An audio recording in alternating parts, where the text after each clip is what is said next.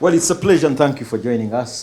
Definitely, once again, now we'll be making sense of one of the most complex, but definitely the simplest things when it comes to the business community.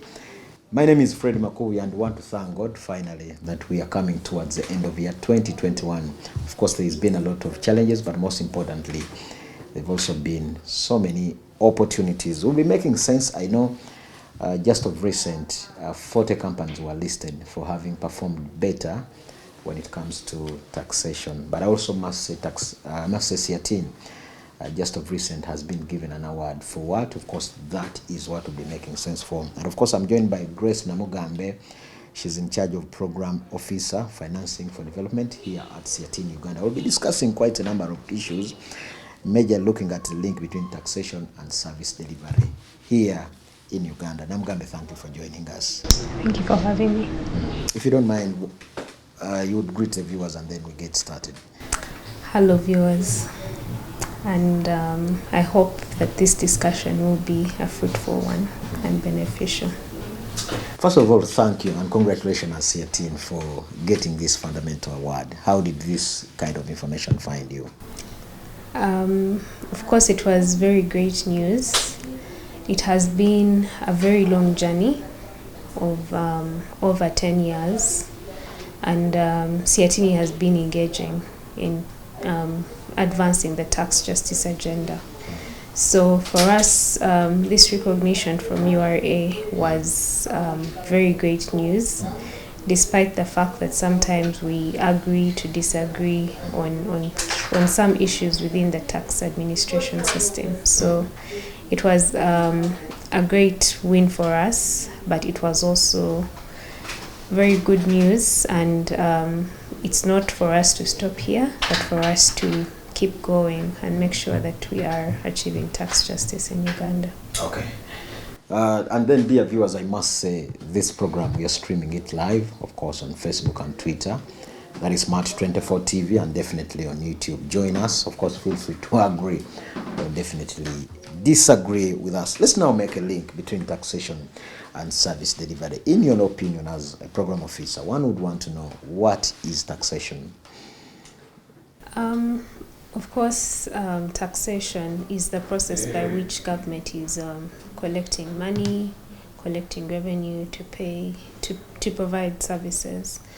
And when it comes to tax and service delivery, it is best understood when we understand the link between tax and development, where we look at tax as a tool for development. And in this sense, we look at the 4 R's, where we look at revenue as one of the 4 R's, in the sense that government collects revenue in order for it to, government collects taxes in order for it to generate revenue to provide the much needed services, things like hospitals, infrastructure, education, and the likes.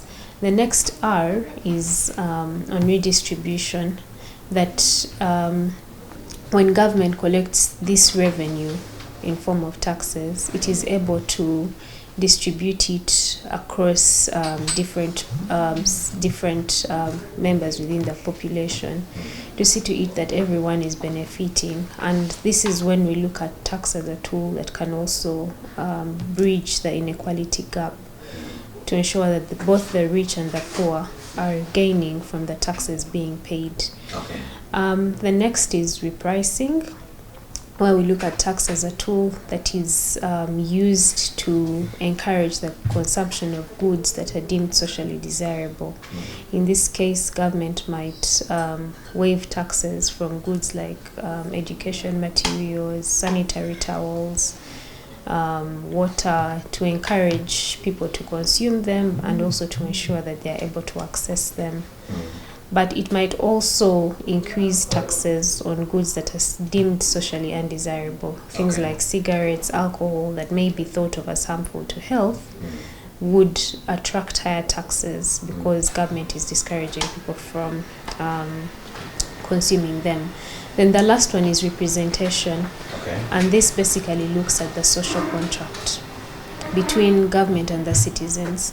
And it gives citizens, and it is often, and it has often been argued that as a citizen, if you pay your taxes, it gives you a right to demand from government in terms of how the revenue should be utilized, and how it should be utilized, but also in terms of shaping the policies in place. Okay. What kind of policies do you want to see in place as a citizen? It gives you that right. And I think that is when we get into the link between tax and service delivery. That with all the 4 R's factored in terms of revenue, redistribution, repricing, representation, as a citizen, we have a right to step up and ask the government that I paid my taxes, I don't see good roads, we don't see good healthcare facilities, we don't see good education facilities. We need to see these. Okay. But also, as a government, there is need for them to equitably redistribute the revenue, okay, to ensure that even the person deep down in the village is able to access good health care, access good education, because they too have paid taxes. okay, Despite the fact that it might be less, they have access to this service. They have a right to access the services because of the taxes that they've paid. You seem to be suggesting that we can never separate taxation from service delivery. Is that so? Yes. You can't separate tax from service delivery, because the main reason, ideally, for government to collect taxes is to provide the revenue for those services. To collect taxes is to provide revenue, is to generate revenue for provision of services, Okay. which are needed by the people. Okay. Because if the people are not healthy, then how much revenue are you going to collect as a government? It Okay. will also be limited. So what happens, because you've put it right, that when government gets taxes from the people, it must be able to foot the bills. For instance, we're in a situation where the doctors are on strike for little pay. So do you seem to be suggesting that if government does not meet the needs of the people, the public has a right to come out and demand services from government? Yes, exactly. As a citizen, you have a right to demand, especially in terms of how government is using the revenue. Is it responsive to your needs as a citizen? Citizens have that right. Does government also have the role to come back in case people have failed to pay taxes? Do they also have a right in one or the other to come and demand taxes from the public? Yes, government through the Uganda Revenue Authority comes out to demand that people pay their taxes. They put in place quite a number of compliance measures, quite a number of enforcement measures to ensure that people are actually paying taxes. And it's not just local, and it's just the Uganda Revenue Authority. Local governments have also been mandated to collect revenue in the form of fees, licenses at the subnational level. So government is able to actually come out and demand that people pay their taxes. Okay.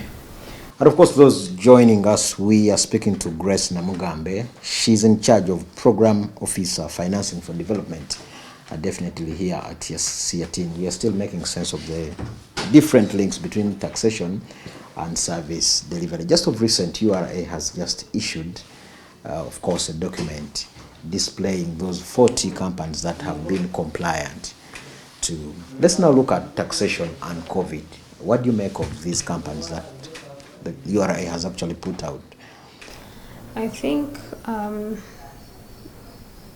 the first one is when it comes to taxation and COVID, is that there is a need for government to rethink in terms of how it is collecting revenue, how it is utilizing it, and the likes. And COVID has proven or has exposed some of the weaknesses within quite a number of governments, especially when it comes to revenue mobilization, because we've seen the cost, the amounts incurred in terms of debt increasing. Even for Uganda, we've surpassed the sustainable debt ratio.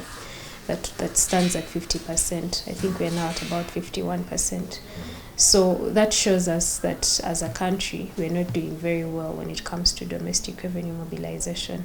And given that it's a COVID situation that we are in, there is definitely a need to rethink, because it won't be business as usual. And looking at the URA targets, of course, we saw that they had been able to collect only about 1.68 trillion against a target of 1.71 trillion. And the argument has been that there's been less taxes collected from international trade and from international and domestic trade. And I think that is also partly because of the situation in which we are. Of course, there is less going on in terms of business, less transactions happening.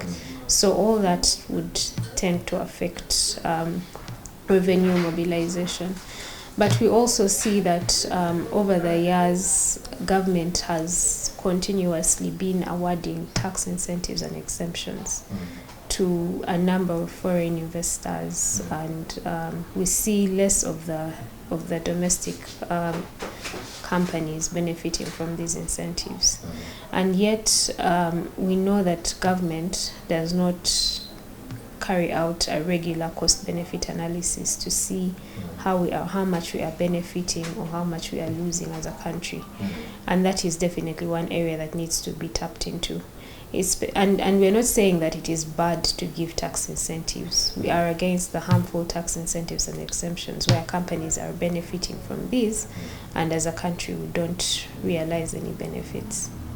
There are those viewing us that many times ask themselves, but what could be these factors as to why many times URA does not attain its target? Yes, the president, when URA was celebrating 30 years, the president did put it right that URA is not doing its best or her best. One would want to ask, in your opinion as SEATINI, what do you think could be the factors as to why maybe Uganda Revenue Authority never attains its targets? I think from way back, our advocacy has always centered around having everyone pay their fair share of taxes. We have a very large informal sector that does not contribute to the tax collections. We also see limited capacity in terms of staffing, but also in terms of technical capacity within URA when it comes to collection of revenue, because we have complex tax situations. We have high net worth individuals, many of whom URA, despite the fact that it has taken steps towards establishing a high net worth individuals unit, there are still many of them going on around, and they're not contributing to the tax collections. Large informal sector, high net worth individuals, the capacity within, but also the willingness of the citizens to pay their taxes. Most people are not willing to pay their taxes, and that also takes us back to what we talked about when it comes to the link between tax and service delivery. And people are not willing to pay because they're not seeing services being delivered. Okay. They're not provided. So there are quite a number of issues when it comes to the reasons as to why URA is failing to hit its targets. It's between both the government as well as the citizens. But is there at any one point when Ugandans or people in any country have ever willed to pay tax? I think the habit of not paying tax seems to be a global problem. Are there a country where citizens of that nation actually want to pay taxes 100%? I think it is. You would say that there are countries. You would say that it's a general issue that people are not willing to pay taxes. But there are countries, especially the developed countries, the more developed countries, where you see people willingly going to pay their taxes. Of course, sometimes it's because of the modern systems, where if people don't pay their taxes, then they are tracked. But We've also seen instances where citizens come out and they are really willing to pay their taxes. Okay. And that is because they've seen their resources being put to good use by government. When people see that there's a lot of corruption happening, when they see that they don't have access to services, because we see also a very big number of households in Uganda that spend majority of their income paying for access to social services. Okay. So if that is happening, then definitely you're not going to have people willing to pay their taxes. Okay. Yeah, but also there are challenges in terms of people knowing how to actually pay their taxes. We have very high literacy levels as a country, in that even businesses, much as they might be willing to comply sometimes, they're not able to comply because they're not aware of the process. It's a bit complicated sometimes, and I know URA has taken steps to try and do some taxpayer education, but there's still definitely more that needs to be done. Now, in this financial year, over 15 taxes were established, and of course one of the most tax that we are talking about is the one we use on a daily basis. Most people think there are so many taxes, and others are actually saying government should waive off these taxes. But we are the same people telling government, give us the roads, pay the medical workers, foot these bills. I don't know what your take is on that subject. I think, like I said earlier, it's about striking a balance between tax and development. So between collecting taxes and providing room for more development. And if we are to say where is the money coming from, then we also need to look into the question of how is the money being used. If we're paying so much in taxes and investing in things that don't yield immediate return, then it means we stand to keep going through a vicious cycle where you're going to keep collecting revenue, investing it in things that whose return on investment is low, but also you have to keep borrowing to fill the gap to provide now the much needed services, and you're going to see government increasingly introducing more what I would term as regressive taxes that people will always complain about and not agree to. So I think that would then get me into a discussion on how is government using the money that it collects. When you look at investment into the trade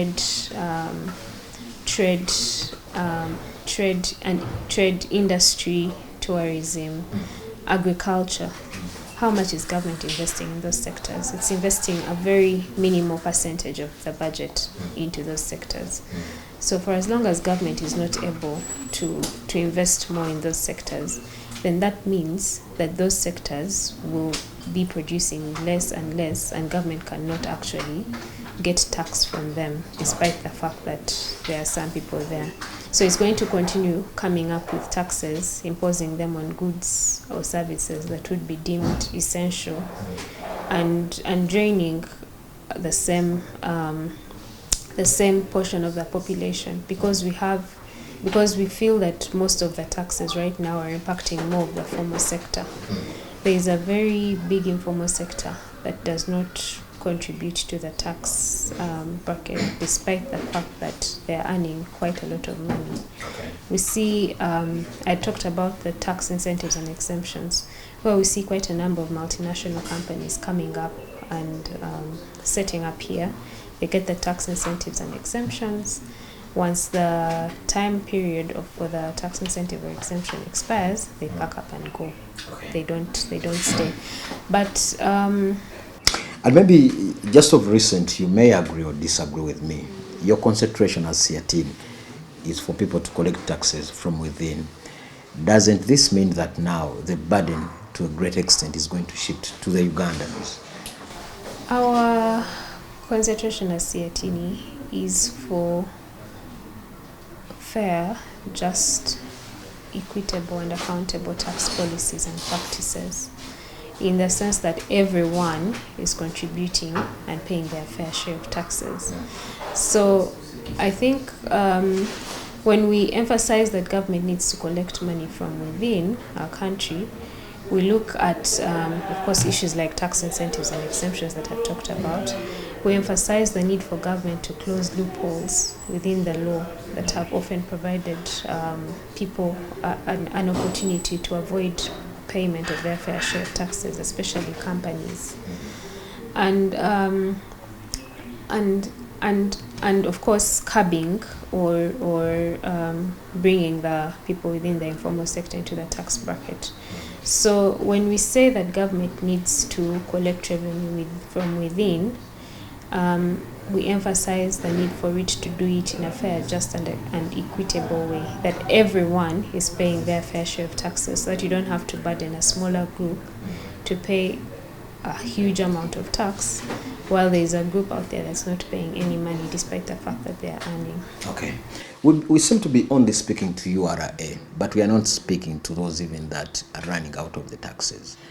I think as SEATINI and civil society, we are speaking more to URA, who have actually tried to play their role, but we are not addressing these ones who are running out from the taxes. So what do we do to also put everyone on board? We are actually engaging private sector as well, especially through associations, to encourage people or companies and businesses to appreciate the need for fair taxation, to appreciate that when they pay their taxes, of course, they stand to get some benefits. And we've seen quite a lot of that translating positively at the local government level, because we've also done quite a lot of work at the subnational level.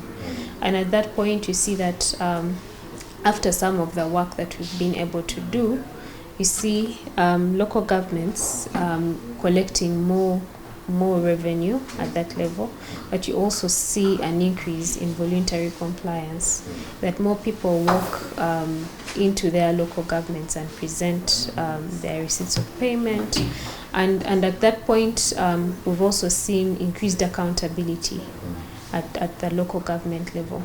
And for us, that is a win, because because we've been engaging with local government officials in terms of building their capacity to understand, to identify, and to collect revenue at that level, but also for them to build and enhance their systems to see to it that they're able to capture a bigger number of people into the tax, into their registers, and that they follow a cycle to see to it that they are mobilizing, they are able to sensitize people, to show them what the money is being used for, and encouraging them to pay their fair share of taxes. And when they provide accountability and improve on the service delivery, then it has proven that people are actually more willing to pay their taxes. Maybe as we plan to draw towards the close of these interviews, of course, those joining us, we are still making sense of the link between taxation and service delivery. And then Grace Namugambe, she's in charge of program officer here at SEATINI Uganda. As we plan to draw towards the close, I would want to know, what is the opportunity for citizenship to participate, especially in the taxation process? So when it comes to taxation, it's especially the tax process, it's always between Ministry of Finance, as well as the Parliament. And if I'm to start with the subnational level, just to talk a bit about the subnational level in terms of budgeting, especially after people have paid their taxes and they have a right to demand for the services. So there are often budget conferences at the subnational level. And this is a space where citizens are able to go and talk about the issues that they need to see addressed. If they need health centers provided, if they need them equipped, this is an opportunity for them to share that with officials within their local governments, Ministry of Finance, because these conferences are held at the subnational level.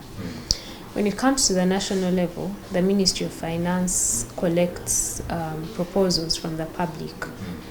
And this is usually between the months of August to about January. The way it was done this time around. Yes, collecting proposals from the citizens, from the various sectors, to understand what exactly they want to see in the tax bills of the next year.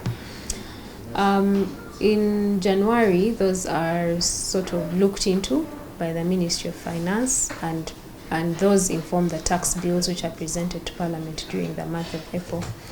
And often during the month of April, Parliament sends out a call for citizens to go and share their perspectives on the bills. However, the challenge is with this process and these opportunities is that they are not widely known by the citizens.